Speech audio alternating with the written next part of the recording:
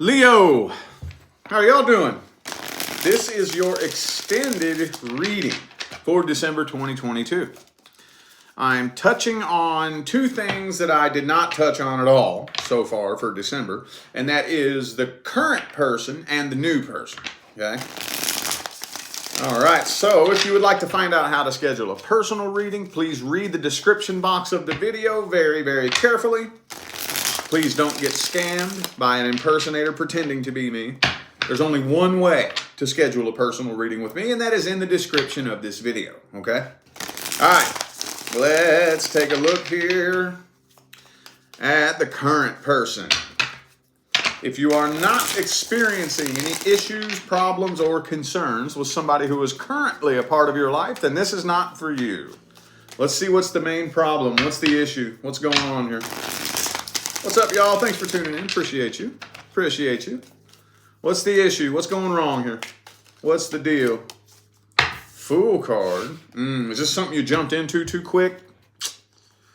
I don't know how, because I don't want to get too specific on when you all first connected, especially if this is something long term.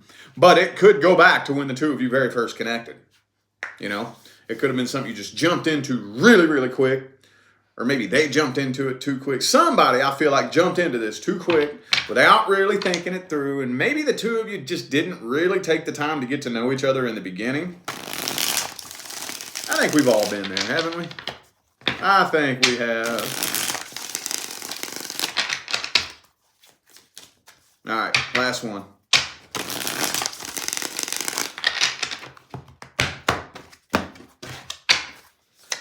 Boom, Six of Wands reversed.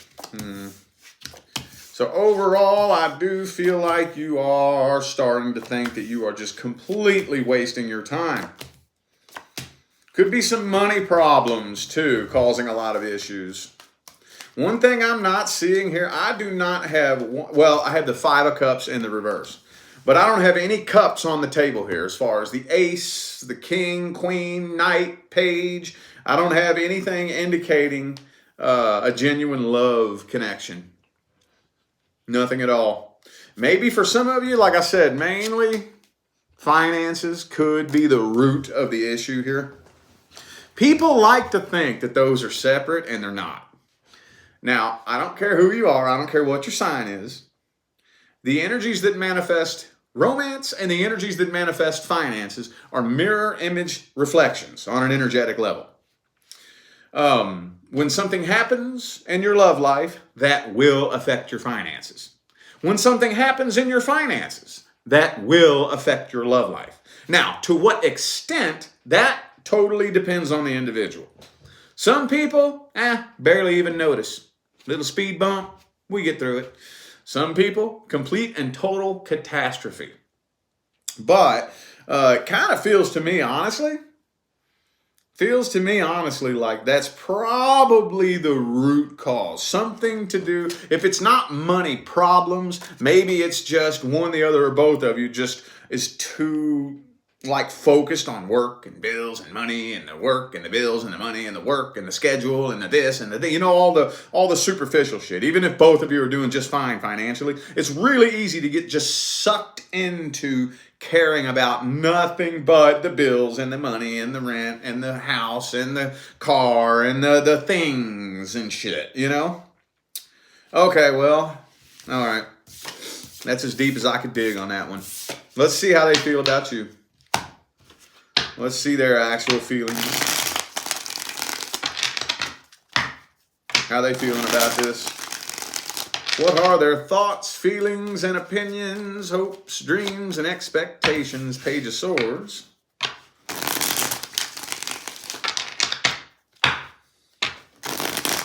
Hang on.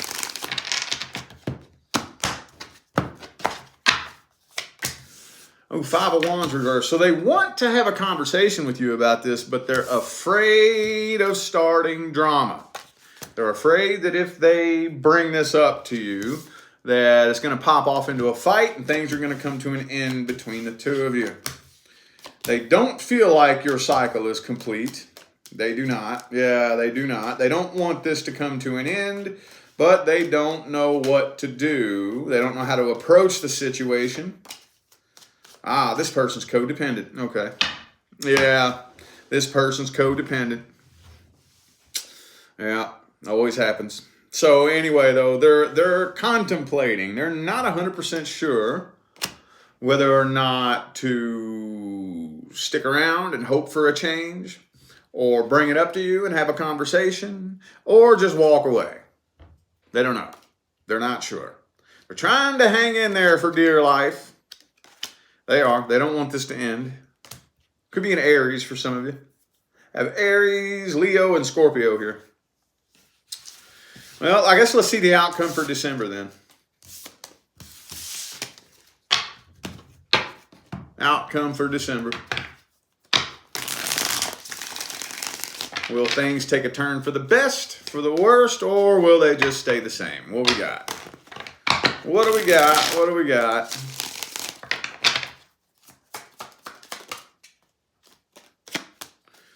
Four of Pentacles. Yeah, it's not very action-packed. Not very action-packed. Let's see. King of Wands. So I don't see you going anywhere. I don't see you going anywhere, but it is telling me, overall in December, I don't think that you're going anywhere, but this is not going to sustain itself forever. So it's not a matter of if, it's when. If the energy stays the way it is right now, eventually, yes, somebody will be walking away and this will come crashing and burning. But overall in December, though, I don't see that happening. Okay. Well, let's get the advice then. What's the advice? Oops, hang on. What's the advice?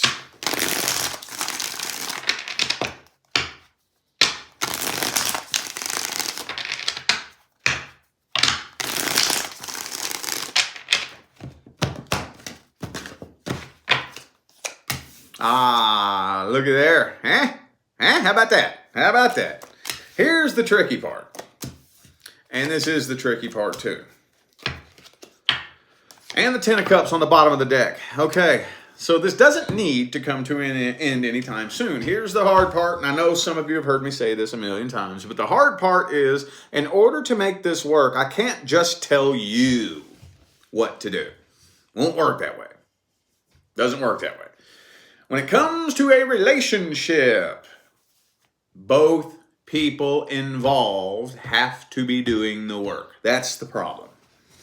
That's the problem. But from what I've learned on my journey thus far, the best advice that I can give you, don't worry about what they're doing.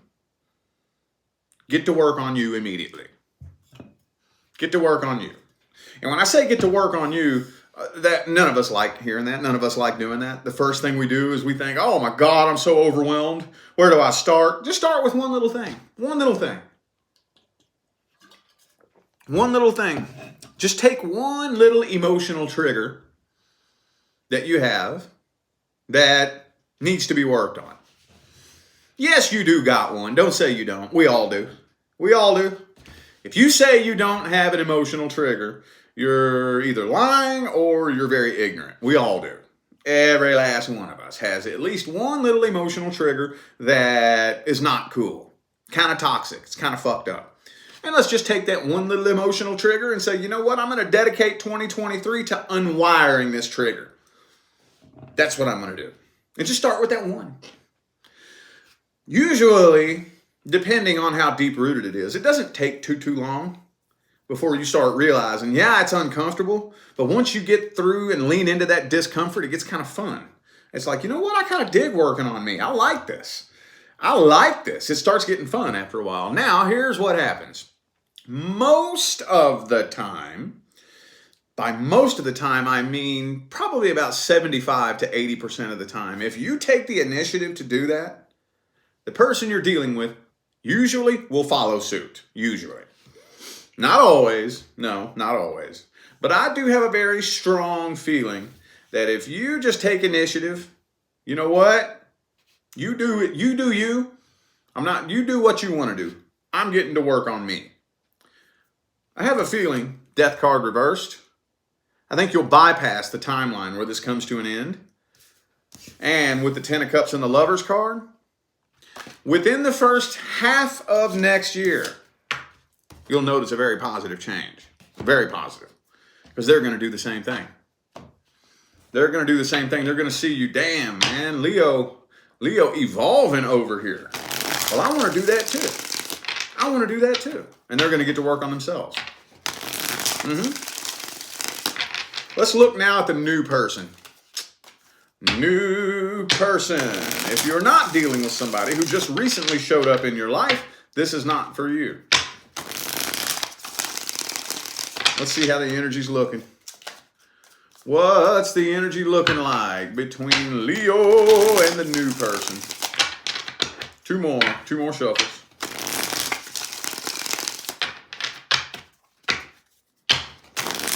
All right.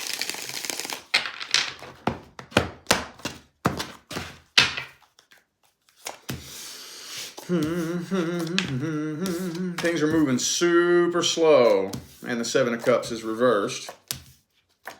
So for those of you who came to this reading wondering whether or not the new person is talking to a bunch of other people, I don't think so. I don't think so. We got 3 kings here. Sword and wands are reversed. Sword and wands are reversed. I think this, you're kind of playing it off. More so than, because I think you're actually starting to catch stronger feelings than you want to let on and admit. I think you are. But I think the problem is you're not 100% sure how they feel. I'm thinking that they're catching feelings too. It's almost like neither of you are really wanting to open up and admit it all the way though. I'm not really seeing any energy of being guarded, but that's the only thing that I could assume is that maybe you're both just a little bit guarded. Or maybe the two of you just speak a different love language because communication looks a little bit funny here between the two of you.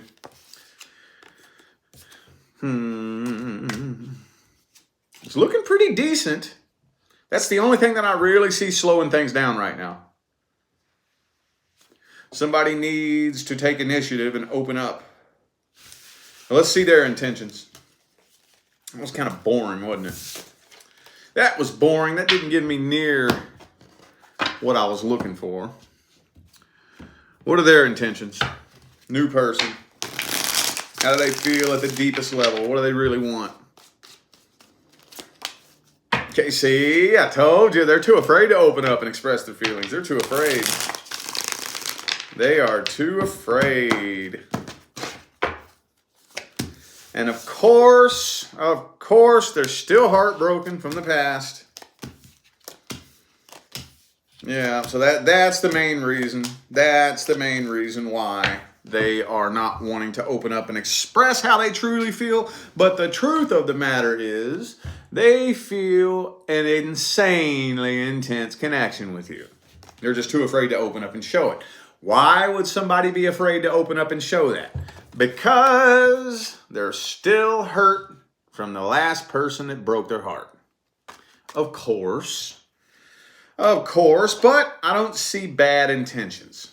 I do not. I don't see them trying to play games with you. I don't see them lying, manipulating, leading you on, breadcrumbing you, stringing you along, none of that shit. Looks pretty good and solid to me, honestly. Could be a Sagittarius for some of you. Also have Gemini here. All right.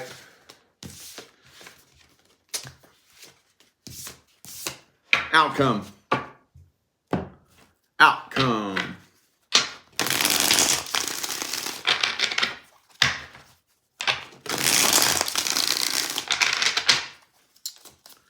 What's the outcome for December?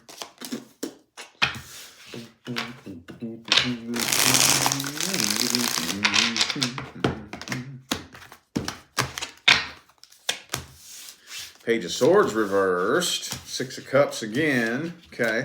There's definitely somebody from the past watching this. I don't see you jumping into this head first. I do not. There's somebody from the past watching this.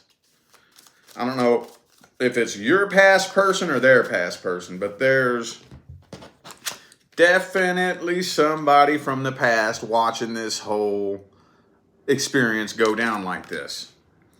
So I think they might be planning to try to sabotage things, but I don't think they're going to actually do it. I don't think so. I don't think so. It's looking to me, honestly, and also, too, we got a Mercury retrograde right around the corner. So things are moving kind of slow throughout December. I think things will pick up and start moving much quicker throughout January as the two of you start becoming more comfortable with each other. Yeah, 10 of Cups. This will be long term. This will be long term. Just a slow start in the beginning. And that's normal. Don't worry about that. People freak out about that shit sometimes, man. Within the first month, if it's moving too slow, they're like, oh my God. It's like, no. Let it go slow. That's fine. That's fine. As long as we're not moving backwards, you know? As long as we're not moving backwards. Okay, let's get the advice. What's the advice? 6 of Cups reverse. So we gotta make sure we're healing from the past. Be sure you're doing your healing and don't let a new connection distract you from the healing you need to do. I know y'all hear me say that a lot, but you know how many people do that? You know how many people blatantly, shamelessly, and unapologetically jump into relationships specifically to distract themselves from the past? That's stupid. That's not smart. What's the analogy I always use? Tell them, what's the analogy I always use?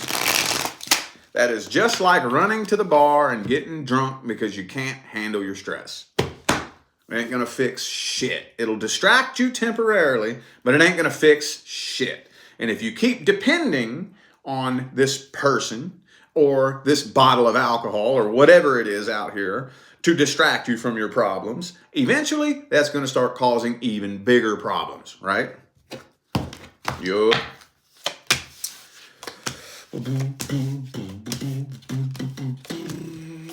Just don't jump into this head first. Everything is happening perfectly according to plan.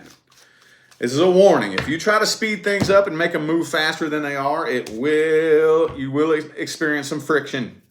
Okay? Don't jump into this head first. Be patient and balanced. Be sure the two of you can form a psychological connection.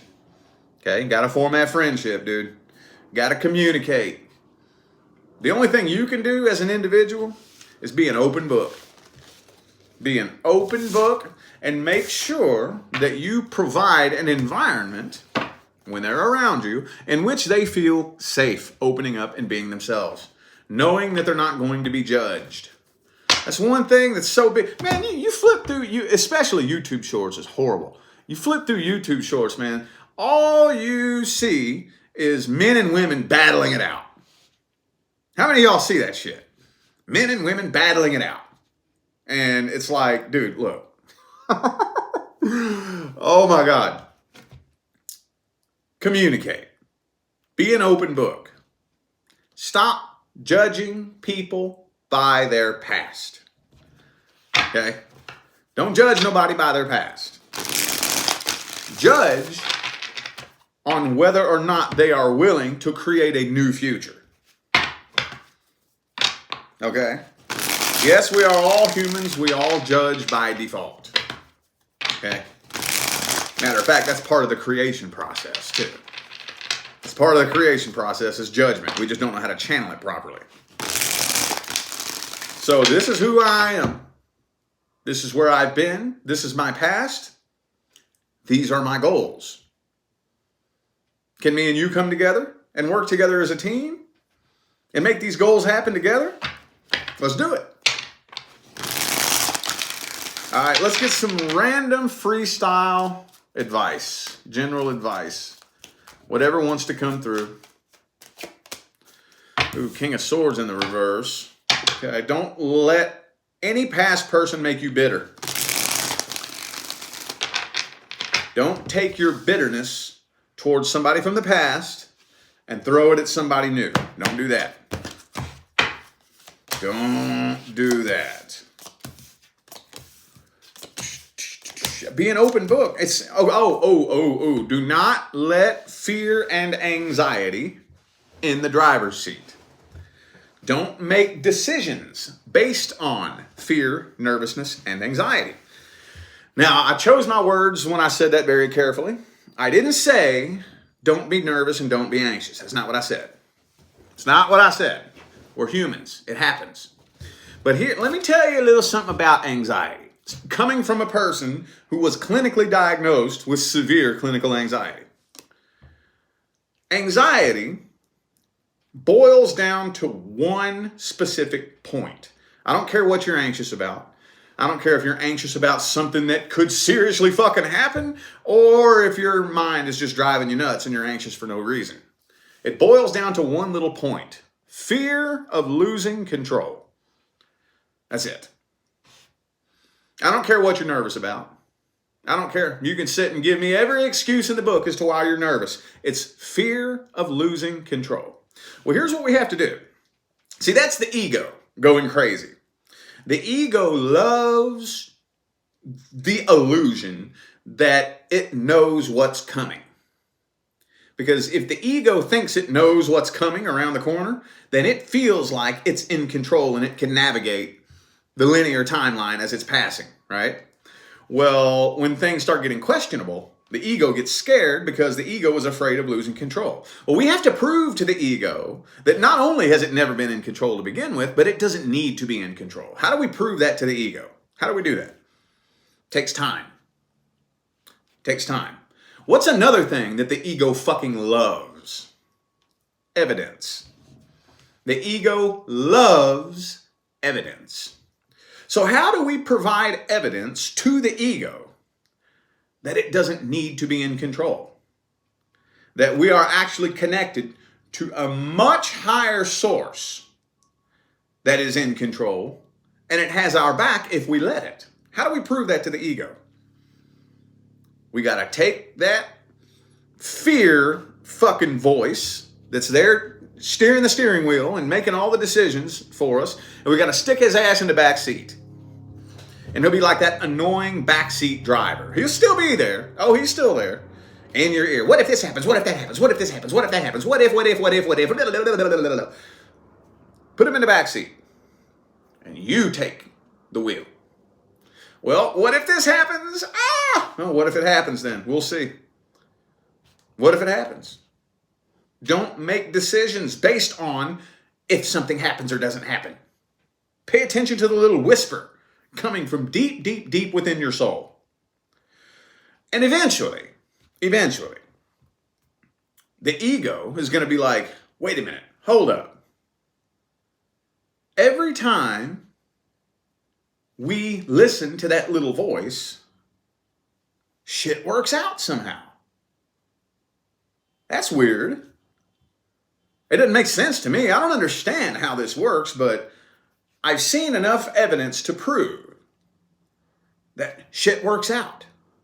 I don't need to be in control. See, what we do is we make decisions based on anxiety and fear. When you make a decision and you take action, what you're doing is you're dumping energy into your outside world. Whatever energy you dump into your outside world, that energy is going to be returned back to you. So if you're making all of your decisions based on nervousness, anxiety, and fear, all of your life experiences are going to manifest based on nervousness and anxiety and fear. And it's going to feed that energy back to you. So what we have to do is we have to stop letting that energy fuel our decisions. And it takes time. And no, it's not fun. No, it's not fun. It can take some time.